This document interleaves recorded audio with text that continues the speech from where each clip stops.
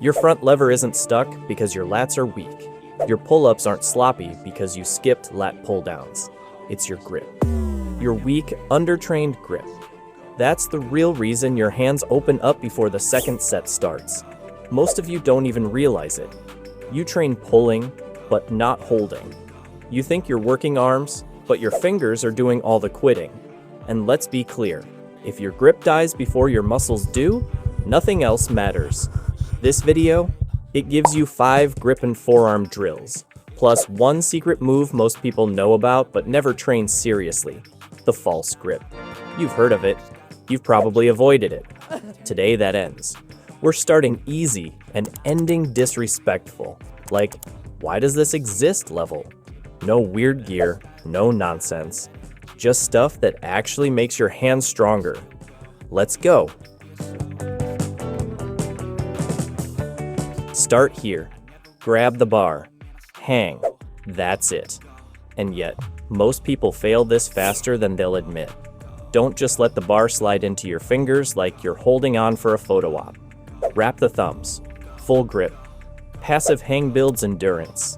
Active hang builds control. You need both. If you can't hold for 60 seconds, everything else is a joke. Do this until it's boring. That's how you know your baseline is real. Before we rip open our hands on the bar, let's talk recovery. You train your grip all day, but when do you let it rest? Enter Manta Sleep Mask. Total blackout. Full comfort. No pressure on your eyes. That's where the Manta Sleep Mask comes in. It blocks out every bit of light so your brain can actually shut down. It's designed for full comfort, wrapping gently without slipping or squeezing. And there's no pressure on your eyes. So your brain finally stops replaying that failed muscle-up attempt at 2 a.m. Because recovery isn't just for muscles, it's for your nervous system too. If you actually want to get stronger, start sleeping like you mean it. Now we turn it up. Same idea. Just swap the bar for 2 hand towels. It's unstable. It burns fast. That's the point. The grip isn't overhand or underhand. It sits right in the middle. That neutral angle feels good on your joints and hits your forearms hard. This variation does more than just work your back. It shifts focus to the brachioradialis in your forearm and the brachialis in your upper arm, muscles that regular pull-ups often miss. Because you're gripping thick towels, your hands and forearms are doing most of the work. Your grip strength climbs fast. This is real, practical strength. The kind you use in everyday pulling, holding, or carrying. It also happens to be easier on your joints. You don't need a big overhead range of motion. And if you deal with tendon pain, this is a safer way to train. The load spreads across more muscles instead of hitting one weak spot. Just know this isn't a pure back workout. Your grip will give out before your lats or biceps do. That's expected. It means the towel is doing its job. Want to build crushing grip strength? Add a few towel hangs after your workout. Hang till failure. Over time, your forearms will catch up, and your grip will feel unshakable. Still holding those towels? Cool. Now pull. Same neutral grip angle. Same towel burn. But now you're combining it with full upper body movement. This turns the towel hang into a full pull challenge. You're not just pulling with your back or arms. You're holding on with raw, overloaded grip power. Every rep makes your fingers earn it. This turns grip work into full body demand. The towel makes everything unstable, so you can't cheat. You have to squeeze like it matters. No kipping, no flailing.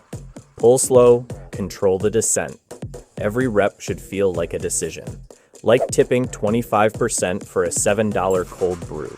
You don't have to, but you will, even though you hate to. You're not just building strength, you're teaching your brain to stay connected to your hands under pressure. Old school, still undefeated. Shove your hands in the bucket.